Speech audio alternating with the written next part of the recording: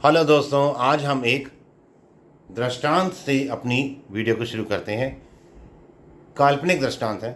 एक व्यक्ति था, पुराने ज़माने की बात है। वो किसी गांव में रहता होगा, XYZ कुछ भी मान लो। उसने अपने गांव से दूसरे गांव जाना था या तीसरे गांव कहीं जाना था, कहीं सफ़र पे जा रहा था, तो घोड़े पे वो यात्रा करता था। अब जब वो घोड़े पे, अब जैसे एक जगह से दूसरी जगह जाना, तो हमारे को अपना सामान तो लेके चलते हैं ना, कपड़े लत्ता जो भी, या जो बिज़नेस करता होगा कुछ ना कुछ सामान लेके जाता होगा। तो जब वो घोड़े पे बैठा सारा सामान लेके, तो उसके मन में आया कि यार मैं इतना सारा सामान लेके और अपना वज़न भी घोड़े पे डालूंगा तो ये घोड़ा तो बेचारा कितना थक जाएगा। तो उसने क्या किया, उसने जितना भी सामान था उसके पास, उसने सारा सामान अपने सिर पे और कंधों पे रख लिया कि उसको लगा कि अब ये जो वज़न है ये घोड़े पे नहीं पड़ेगा। और देखा जाए तो कितना हंसी वाली बात है ये। आखिर में तो घोड़े पे ही वज़न पड़ रहा है, क्योंकि मेरे ऊपर अगर वज़न है सारा, अगर मैंने अपने ऊपर रख लिया तो घोड़े पे ही तो पड़ेगा ना, और मैं घोड़े पे बैठा हूँ तो। यही हम करते हैं। हम जीवन को शांति से नहीं जीते, सहजता से नहीं जीते। हम मुसीबतों को बुलाते हैं, हम परेशानियों को बुलाते हैं अननेसेसरली, बहुत ज़्यादा, बहुत कुछ सोचते हुए, क्योंकि हमारी पुरानी आदत पड़ गई है, या फिर हमारे पूर्वजों ने भी यही किया था, हमारे DNA में ही आ गया ये, और हमारे को बचपन से सिखाया भी यही जाता है। पहले बचपन से लेके प्रौढ़ अवस्था तक सिखाया जाता है कि सब कुछ पढ़ो, ज्ञान अर्जित करो। फिर एक टाइम ऐसा आता है, कहते हैं कि अब दिमाग को खाली कर दो, मेडिटेशन करो, ध्यान लगाओ और सब खाली कर दो। अरे भैया, जब खाली ही करना था तो भरा क्यों? अपने पात्र को हम साफ ही रखते हैं ना, गंदा किया क्यों? तो हमें वो घोड़े, जो घुड़सवार वाली गलती नहीं करनी चाहिए। इसी प्रकार एक और मैं छोटा सा दृष्टांत बताता हूँ, फिर उसके बाद हम अपने मेन पॉइंट पे आएंगे वीडियो के। कि एक बार एक भिखारी था। वो भिखारी बहुत मेहनत करता था, दिन रात भीख मांगता था। वो अपनी जो भी, उसने एक वो जगह बना रखी थी भीख मांगने वाली, जहाँ पर वो बैठता था, कहीं पर भी, मान लो रेलवे स्टेशन, मंदिर, बस स्टॉप, कोई भी, कुछ भी आप एज्यूम कर लो, क्योंकि काल्पनिक कथा है ना, तो कुछ भी एज्यूम कर लो। वो वहाँ बैठा रहता था, सिर्फ एक्सट्रीम इंपॉर्टेंट हो तब वो वहाँ जाता था। खाना भी वहीं बैठ के खाता था, मतलब जैसे बाथरूम बूथरूम करना तो चला गया, नहीं तो वहीं बैठा रहता था। 2 4 5 10 दिन में जो भी उसके 200 500 रुपये इकट्ठे होते थे, वो उसको एक पॉलिथीन में, एक पन्नी वगैरह में उसको अच्छे से सील बंद करता था, और जहाँ बैठा होता था वहीं पे ही वो एक खड्डा खोदता था और अंदर गाड़ देता था। अब समय बीतता गया, वो हर थोड़े दिन बाद इसी तरह से बहुत सालों से कर रहा था, अपने पैसों को लिफाफे में बंद करके गाड़ता रहता था। अब हुआ क्या, समय आता है, हर शरीर की एक आयु है, जैसे मेरा ये शरीर है, ये भी एक ना एक दिन ख़त्म होगा। आप ये वीडियो देख रहे हैं, आपका भी शरीर कभी ना कभी अल्टीमेटली तो ख़त्म होना ही है।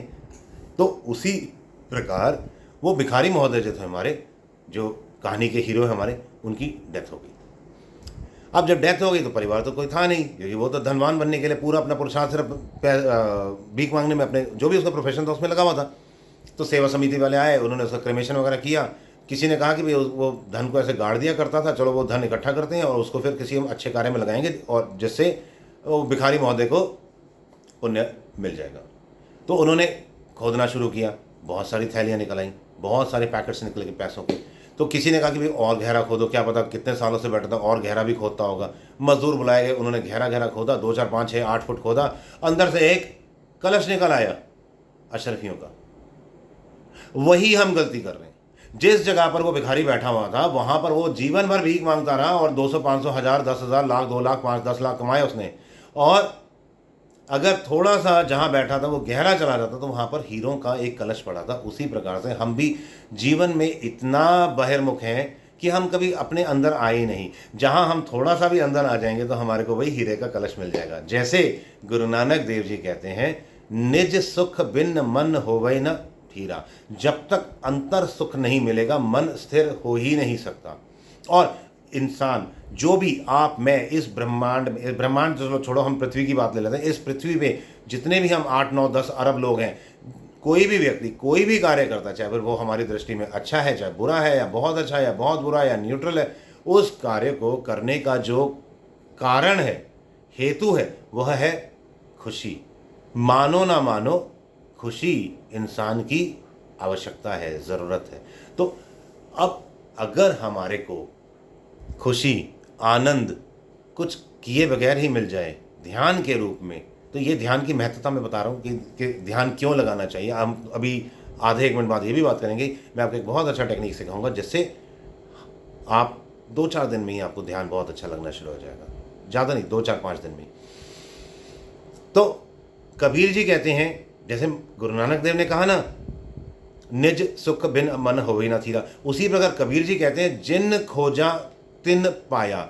अभी खोजो अभी प्राप्त होगा, अभी आप ध्यान लगाओ और अभी आपको आत्म शांति मिले, वही असली ध्यान है। ये नहीं कि आप 7 चक्र हैं तो हर चक्र पे 7-7 साल ध्यान लगाए, तो 49 साल तो हम चक्रों पे ध्यान लगाते रह जाएंगे।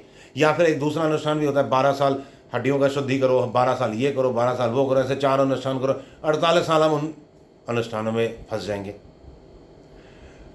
जैसे अभी मैंने रसगुल्ला गुलाब जामुन खाया और अभी हमें मिठास का अनुभव हुआ, अभी हमने नमक खाया, नमकीन अनुभव हुआ, टेस्ट किया ना, अभी हमने मिर्ची खाई, तीखापन लगा।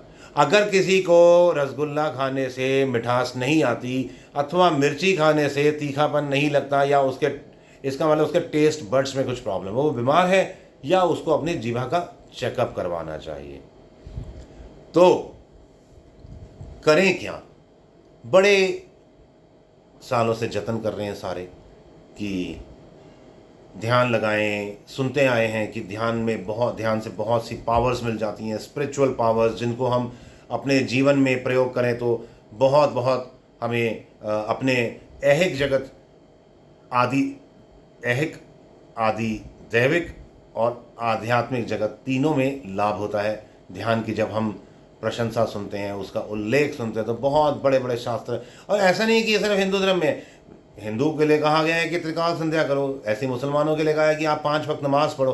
किस लिए? कि वो जो घुड़सवार गलती कर रहा था, वह गलती हम ना करें, हम अननेसेसरली अपना बोझा ऐसे सिर पे ना भरें। हम ध्यान के द्वारा या हिंदू त्रिकाल संध्या के द्वारा, त्रिकाल संध्या में भी क्या किया जाता है, प्राणायाम किए जाते हैं, फिर उसके बाद ध्यान लगाया जाता है, या फिर गुरु मंत्र जो मिला होता है हमारे को, उस गुरु मंत्र का जाप किया जाता है, या फिर जो भी हमारे को जिस मंत्र या जिसको भी हम अपना इष्ट मानते हैं उसका हमने आराधना पूजा, उसके मंत्र का जाप किया।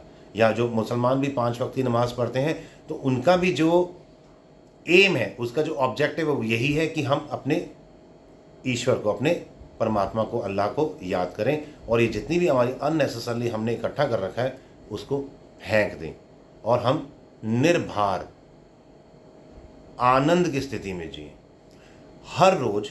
अब मैं सीधा सीधा ध्यान की विधि पे आ रहा हूँ। 2 से 4 दिन में अगर आप मेरे साथ अभी करोगे तो आपको अभी लाभ होना शुरू हो जाएगा। 2 से 4 दिन में बहुत अच्छा लाभ होना शुरू हो जाएगा। महीने 2 महीने में तो बहुत बहुत बहुत ज़्यादा लाभ हो जाएगा। मैं पिछले 1-1.5 महीने से ये साधना कर रहा हूँ। रात को सोने से पहले 15 मिनट से स्टार्ट करो, धीरे धीरे अगर लगे तो टाइम बढ़ाते जाना, नहीं तो 15-20 मिनट ही रख लेना, और फिर 15-20, उसके बाद जैसे साधना करते करते फिर सो जाना, कुछ और मोबाइल वगैरह ना देखना, और सुबह उठते ही पहला काम यही जो मैं साधना सिखा रहा हूँ वही करना क्या है, रीढ़ की हड्डी सीधी, गर्दन सीधी, श्वास भरा, हरि ओम,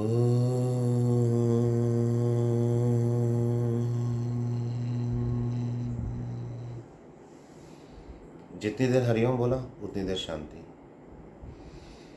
हरि ओम।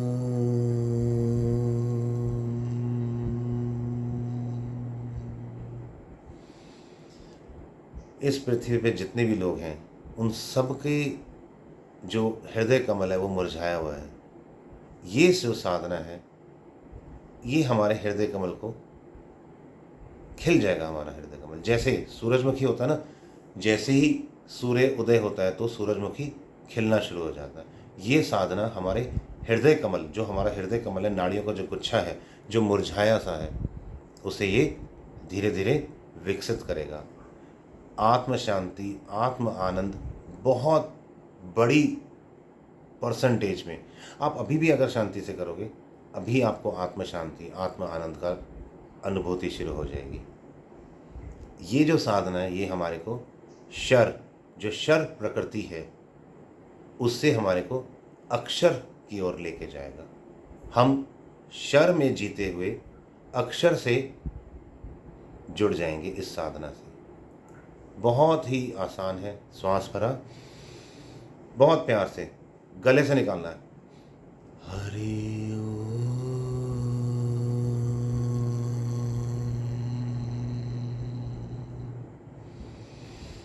गले से जब हम हरि ओम का जाप करते हैं, जैसे जैसे हमारा मन शांत होता जाएगा, करना नहीं है, वो स्वाभाविक मन की जो शांति बढ़ती जाएगी।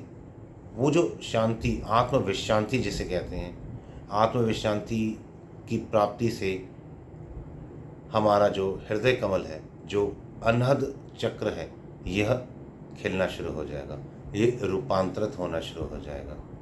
बहुत बहुत लाभदायक साधना। ये ऐसी एक साधना है कि व्यक्ति देवत्व को प्राप्त कर ले, अगर साल 2 साल 5 साल कर ले तो। वैसे मेरे ख्याल से मैं शायद ज़्यादा लंबा टाइम बोल रहा हूँ, क्योंकि अगर कोई भी व्यक्ति तीव्र साधना करता है, मैं पिछले 1-1.5 महीने से ये साधना कर रहा हूँ, बहुत ज़्यादा लाभ मुझे प्राप्त हो रहा है ईश्वर की कृपा से, आप सबके आशीर्वाद से। तो मेरे मन में आया कि मैं आपको भी बताऊं कि सिर्फ लंबा श्वास भरा, हरि ओम,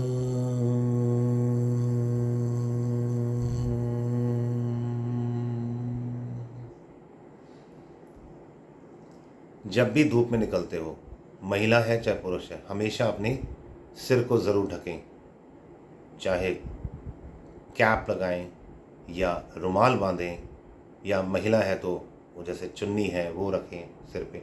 धूप में कभी भी नंगे सिर नहीं रहना चाहिए, इससे हमारे जो सेंसरी ऑर्गन्स हैं ये वीक होना शुरू हो जाते हैं। और जिनकी भी एज 30+ हो गई है, मेल फीमेल, उनके शरीर में कोई भी प्रॉब्लम है अथवा नहीं है, रात को खाना खाने के 1 घंटा पहले 1 ग्लास गुनगुने पानी में 1 चम्मच त्रिफला मिक्स करके पिएं। इसका नियम बनाएं डिनर के 1 घंटा पहले, और रात को सोने से पहले 15 से 20 मिनट, और सुबह उठते ही 15-20 मिनट लंबा श्वास भरा, हरि ओम।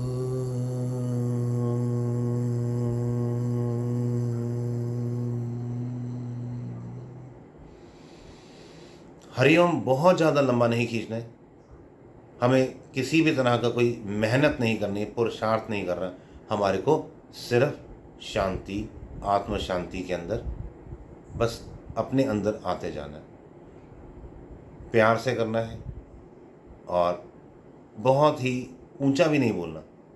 हो सकता है आपको लग रहा हो मैं ऊंचा बोल रहा हूँ, पर जब हम साधना करें, क्योंकि हो सकता है मैं वीडियो बना रहा हूँ तो हो सकता है मैं ऊंचा बोल भी रहा हूँ, पर जब साधना करते हैं तो कम से कम आवाज़ हो, ज़्यादा से ज़्यादा शांति हो, बहुत लंबा ना हो, बहुत छोटा भी ना हो, जो हरिओम का गुंजन बीच का हो।